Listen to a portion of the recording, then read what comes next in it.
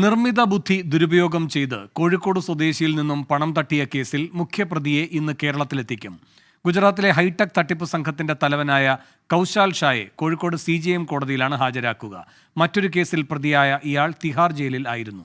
ദീപക് ധർമ്മടം കോഴിക്കോടും ചേരുന്നു. കൂടുതൽ വിവരങ്ങളുമായി ദീപക് ധർമ്മടം, എന്തൊക്കെയാണ് ഇതിന്റെ വിശദാംശങ്ങൾ?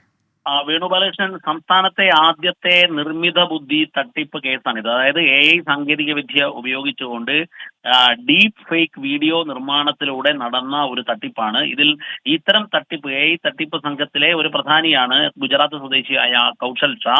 കൗശൽ ഷാ നേരത്തെ തന്നെ വിവിധ തട്ടിപ്പ് കേസുകളിൽ, അതായത് തെലുങ്കാനയിലും കേരളത്തിൽ മാത്രമല്ല മറ്റു പല സംസ്ഥാനങ്ങളിലെയും തട്ടിപ്പ് കേസുകളിലെ പ്രതിയാണ്. ഇയാളിപ്പോൾ തീഹാർ ജയിലിൽ ഒരു തട്ടിപ്പ് കേസിൽ റിമാൻഡിലാണ്.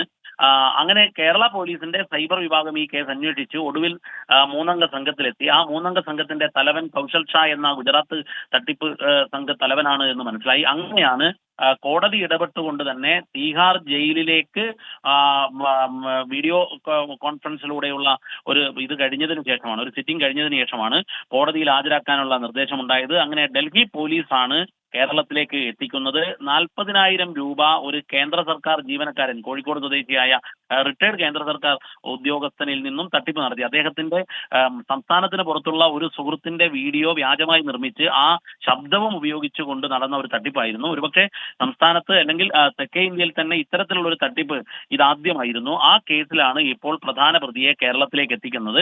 പക്ഷേ ഇന്ന് കോടതിയിൽ നേരിട്ട് ഹാജരാക്കും. ഉച്ചയോടുകൂടി ആയിരിക്കും, ട്രെയിൻ വൈകിയത് കൊണ്ട് ഉച്ചയ്ക്ക് ശേഷമായിരിക്കും കോടതിയിൽ ഹാജരാക്കുന്നത്. അതിനുശേഷം തിരിച്ച് ഡൽഹിയിൽ തന്നെ കൊണ്ടുപോകും.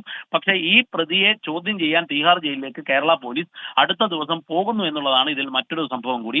40,000 രൂപയാണ് തട്ടിപ്പ് നടന്നതെങ്കിലും ഏതാണ്ട് 2 ലക്ഷത്തിലേറെ പോലീസ് ഇതിനകം ചിലവഴിച്ചു എന്നുള്ള ഒരു രസകരമായ സംഭവം കൂടി ഈ കേസന്വേഷണത്തിന്റെ ഭാഗമായി ഉണ്ട്. വേണുഗോപാലകൃഷ്ണൻ. ദീപക് ധർമ്മടമാണ് കോഴിക്കോട് നിന്ന് വിവരങ്ങൾ നൽകിയത്.